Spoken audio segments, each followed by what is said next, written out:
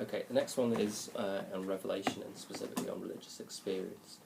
It's going to be split up into a couple of parts, and the first one's mainly going to be focused on the corporate experience. Now, firstly, religious experience comes in the module of Revelation, which is literally the idea of God revealing his will to his people. And the main questions that you're going to be asked is about the accuracy of this, or questions about comparison, so which is the most accurate, which is the best form of revelation. With the religious experience, you could also get a question which is kind of a throwback to AS on the old spec, where they ask whether it is evidence for the existence of God. And if they do, they particularly ask William James. Now, I'm going to be looking at William James in this video. The next video will look on William James. Now, the main issue with revelation and religious experiences is the quote that the ever-present danger of illusion is always with us. How can we actually be certain? And how can we be certain in two things? So firstly, the reliability of the witness, but secondly, the object of the experience. How do we actually know? Now this is put by Russell when he effectively says, drunk people, people who drink too much see snakes, people who fast too much see God. And what he was doing, he was showing the similarities between religious experience and drunken behaviour or similar situations. And Hobbes effectively says that when people say that we've had a dream of God, or God appeared to us in a dream last night, all we're effectively saying is that we had a dream of God. My young daughter woke up the other night and said that she had a dream about spiders and was talking to the spiders. Well, that didn't actually happen. So when people claim that they've had a dream about God, well, why did this actually happen? And that ever-present danger of illusion is because of things like hallucination and the psychology of it. People who take drugs can hallucinate. Again, people who fast or who try to have that type of experience can. It's very similar to mental illness. How can we differentiate between them? And also, sometimes people are just liars. People are fraud. And the other main problem with it is the fact that it's very subjective in nature. It's very dependent on the individual's interpretation. So two people could have two very different interpretations of one particular event. Now, the other issue linked to the whole idea of trustworthiness is that we can never be certain of what the object actually is of the experience. And this has come down to two words, which is the idea of indirect and direct, and the idea of within and without. Now, the interior within experience is the idea of the psychology of the drugs, is the chemical reaction of the body, that we are actually the source of the experience as opposed to God. Obviously, if it's exterior, then it could be God, but it might not be God. It could be the sunset. It could be a film. It could be the devil, in some examples.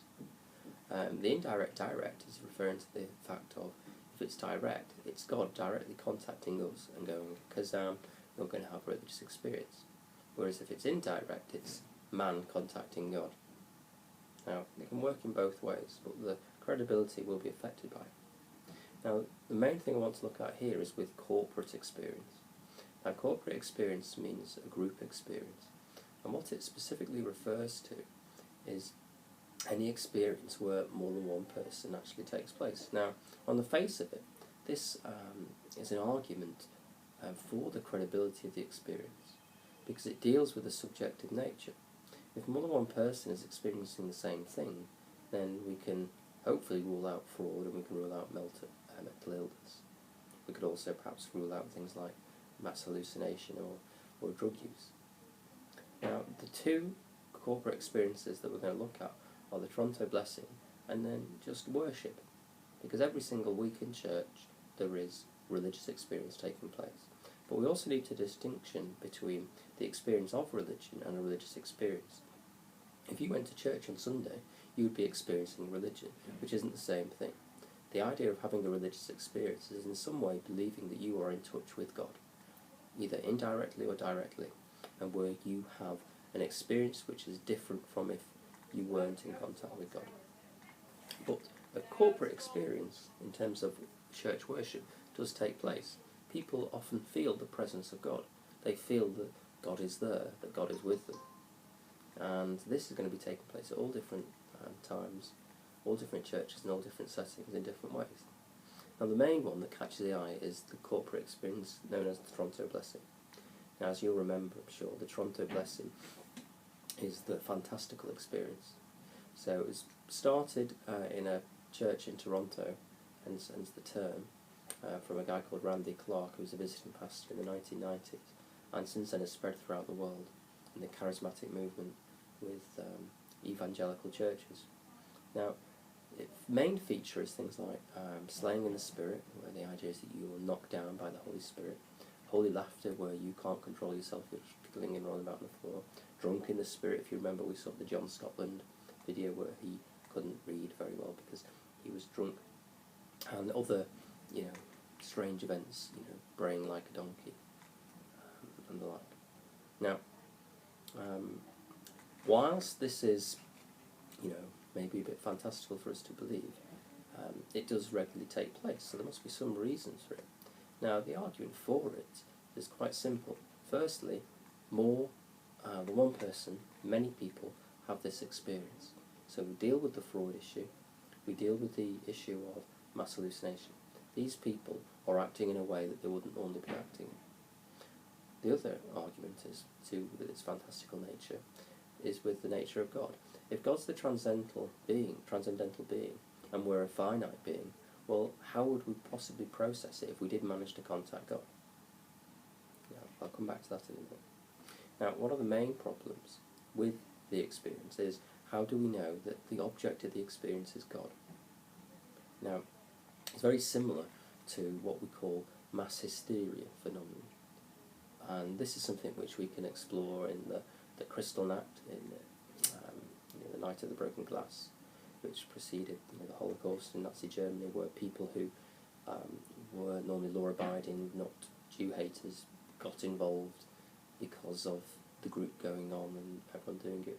Similarly, a few years ago with the riots in London, a similar situation occurred where people who perhaps wouldn't normally have behaved in a particular way started doing it. And it's that idea of safety in numbers.